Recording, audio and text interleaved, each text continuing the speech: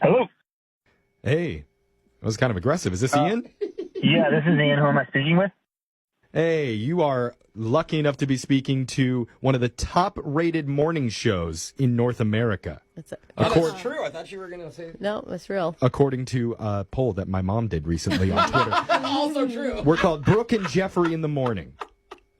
Okay, why are you guys calling me? Okay, good to get to know you, too. Yeah, you're a little feisty, but we've heard that actually before from one of our listeners who wanted us to get a hold of you. Her name's Tara. You went on a date with Tara the other night? Okay, so this is about Tara, yeah. Yeah. This is a segment we do called a second date update. We're trying to help Tara and you reconnect and finally make it to a restaurant for dinner. Because we heard you never made it the other night. No, we didn't. We never made it out to dinner, unfortunately. So unfortunately means you kind of wanted to spend more time with Tara. How was the date to you? She said you guys went on a long walk. I mean, it was nice enough. It's just kind of like, it's just a little spiky, you know what I mean? Like, everything just felt a little bit sharp around the edges, and I don't feel like we really clicked. Are you talking about when you guys got into an argument over clementines? Because as far as I know, clementines are smooth on the outside. They don't have spikes. That's more of a pineapple deal. Oh, gosh. Okay.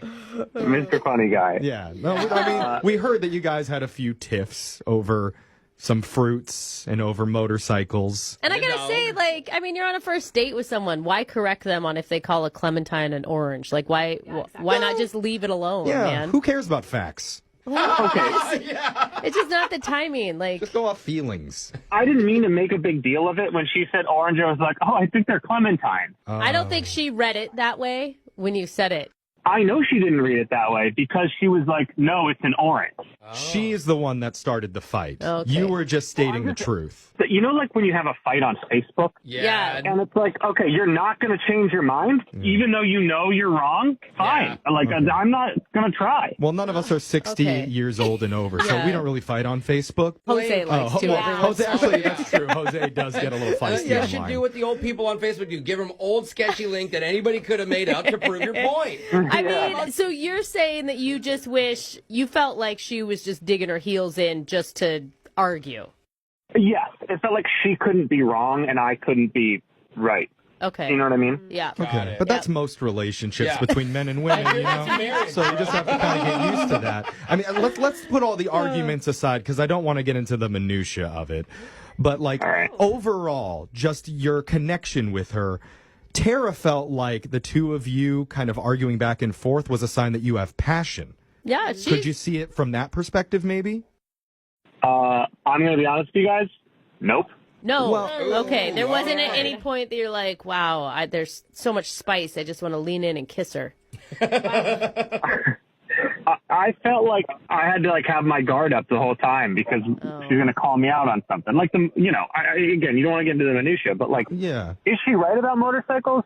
Sure. You know, we could argue that all day and night just between us, but let's have Tara weigh in on it because she's actually on the other line and wants to tell you that motorcycles are death on wheels. Tara, isn't that true?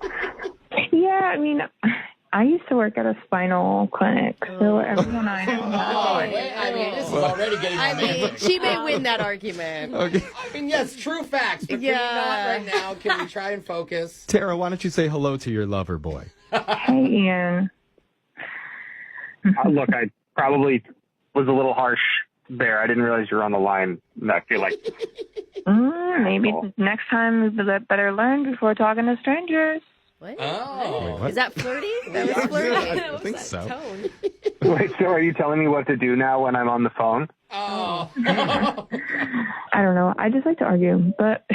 Oh, you like it. Okay, so that's an honest statement. Yeah. Yeah? So, Tara, in your mind, arguing with somebody is a good thing.